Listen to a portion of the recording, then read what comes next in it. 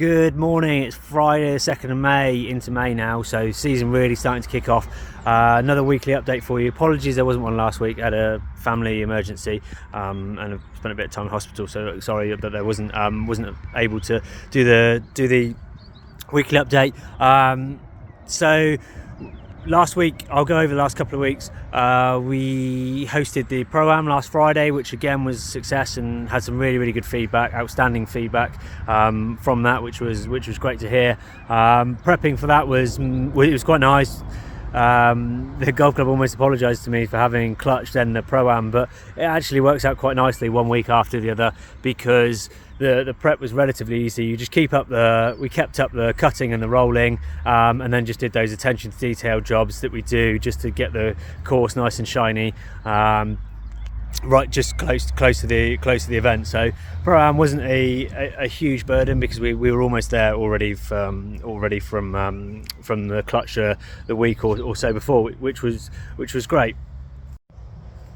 This morning we've been out, done a full course setup as usual on a Friday. So we've got in 5 a.m. start, rake the bunkers, short game area has been cut, done a drive and range collect.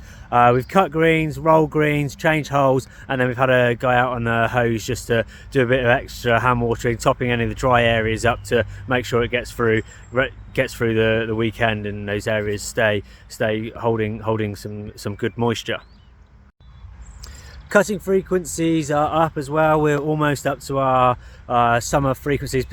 This may go down a little bit actually with the dry weather we get, particularly on unirrigated areas, so fairways and green surrounds, and then into semi is growing a bit and needs a tidy up. That will happen next week.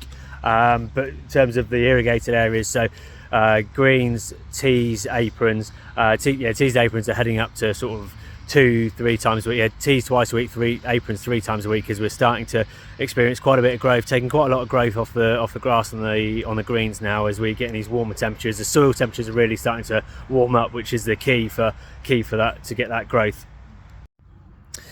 We've also had a mini maintenance week, so I'll do a bit of a feature on that next as to what we did there as well. So that's all been incorporated in as well, and there's lots of hand watering as we experience this dry spell.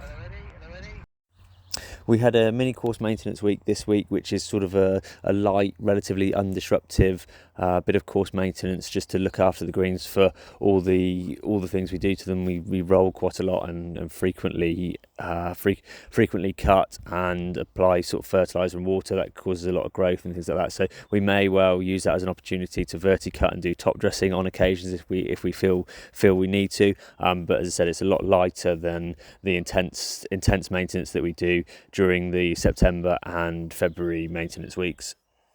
Frequencies of this is we try to aim for every few weeks. We sit down and look in the diary every year prior to the start of the year and arrange it around our major fixtures and major yearly fixtures, and then try to take opportunities. So ideal every 3 weeks, but that might get stretched out to 6 weeks if it's to work around those yearly fixtures, and then the club can go in and book matches and things around that, and they know that we're going to do it. So that works out quite well. Yeah, as I say, ideally every 3 to 6 weeks, just to get a bit of aeration into the top layer and avoid the greens becoming over compact and the soil becoming anaerobic at the top and not getting oxygen and encouraging the roots down and all that sort of things that are good for the soil, good for the plant, and just relieve that compaction and do whatever needs to be done to the greens. As I said, might sometimes include a verti-cut and a top dress if we feel that it's required. This week we focused on just the microtining and a wetting agent application with a bit of seaweed in as well, which is beneficial to the soil. The microtining is important to, as I said, relieve that compaction and stop the soil becoming anaerobic. We spent a lot of time over the last few weeks cutting and rolling, so there's a lot of intensity gone into trying to improve that performance for those events that we've hosted with the clutch and the Pro-Am, and keeping them maintained well in between those events. So as I said, it was relieve that compaction with the microtine, and then we use the opportunity to apply the wetting agent and seaweed product, which are very beneficial for the soil and retaining, particularly the wetting agent, retaining moisture. So it's great to get that wetting agent on whilst the holes are open. It gets a bit further into the profile, and that's going to encourage some of the moisture a little bit further down, and that encourages roots to work harder, and then the plants are going to be stronger for that. After the microtining's occurred, the wetting agent and seaweed product is applied. We then water it in using the automated water system just to wash it off the leaf and get it into the soil, because they are soil-based products.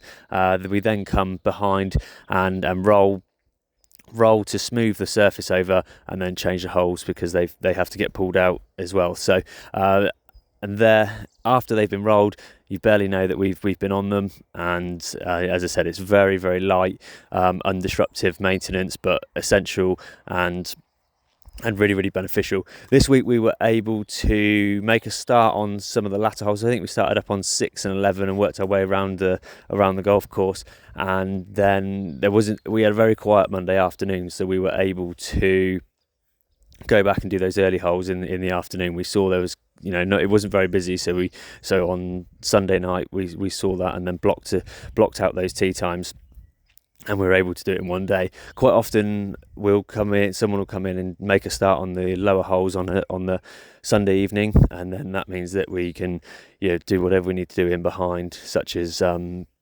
doing a wetting agent application and then roll, and the Sunday afternoon gives a good head start so that we can get it all done in one day, and that gives a good benefit because it's all done by Monday, and then by the time you cut and roll again on Tuesday, Wednesday, you don't know at all that we've been there. So it's a really, really good process. It works really well. So the earlier we get it done in the week, the quicker we feel like we sort of start working on performance to give the greens and the golf course back to members.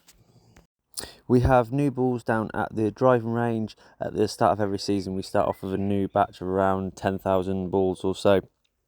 It's a nice fresh introduction for the start of the year, and then, just being the nature of our driving range, we do tend to lose a lot of balls over the field, and then we're not able to go and get them in the summer due to the farmers' crops. So prior to putting all these balls in, we went in and just did one final sweep of the field before the crops start to mature and we do some damage to them, and whilst we can still see the balls while the crops are still low out in the field. So we've really, really topped up stock of range balls as a backup with the old balls, due to every summer we end up going down and down and down and down in number, and then we have to, that puts a lot of pressure on us to do more collections, and obviously the range is busier with lessons and the days being longer, and people using the driving range morning and later into the evening in the summer compared to the winter. So that gives us a nice backup batch of balls if we start to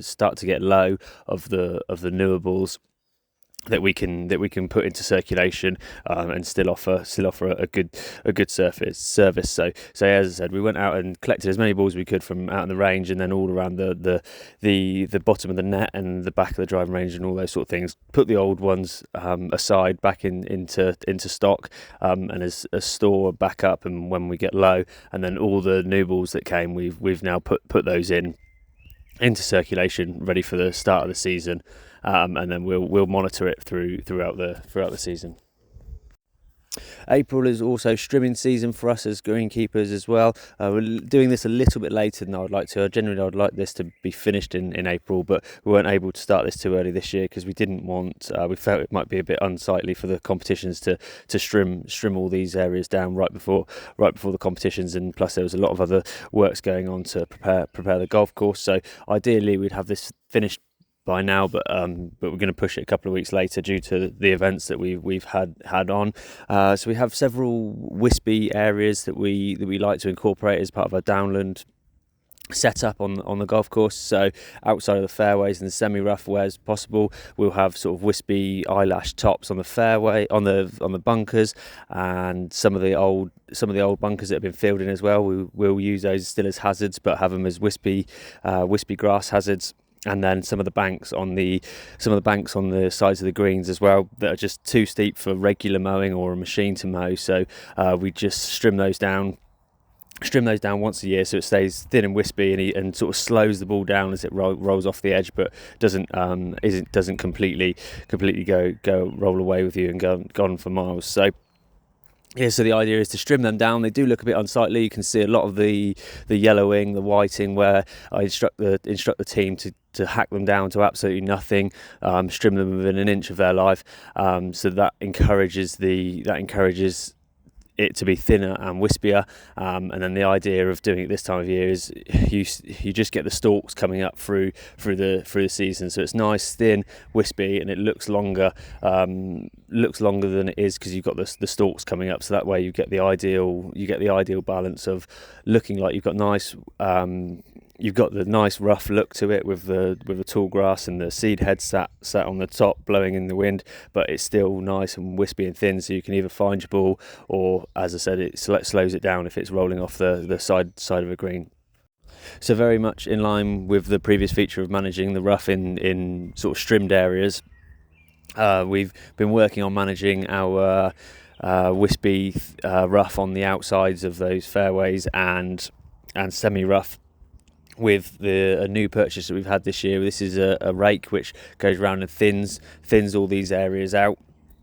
The idea of this is, again, as I said, we would like to produce thin, wispy rough. A couple of times we've hired a rake in as we've had wet summers and the rough's got a bit too thick and we've needed to thin it out. And for the price of, I think, 2.5-3 hires, we were able to purchase one of these rakes. So we thought it was a very, very good investment that we're able to use, and I'm really, really impressed with how well it's done and thinned out the rough.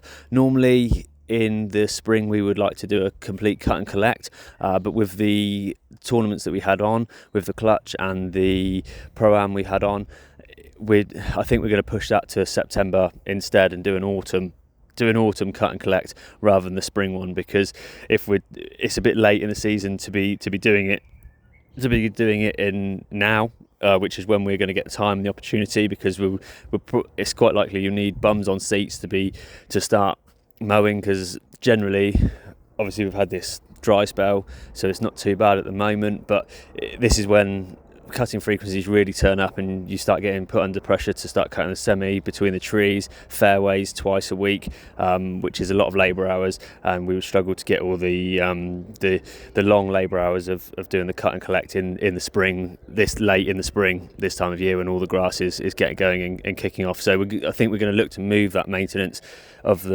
cut and collect into the end of the season, sort of September, October time.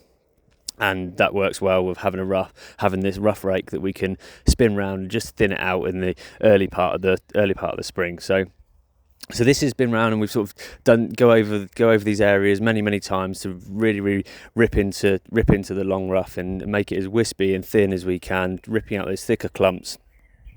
And then leaving that in piles, and then we come along and collect those piles to produce, as I said, what we want of thin and wispy rough. And as I said, if we get a wet summer and it gets thick, then we've got the tool and the bit of kit to head out and thin it out even further. So yeah, great addition, and I'm really pleased with the results of this. And yeah, hopefully, having such a dry spring, I'd like to think it should stay nice and thin and wispy this year. So which is great.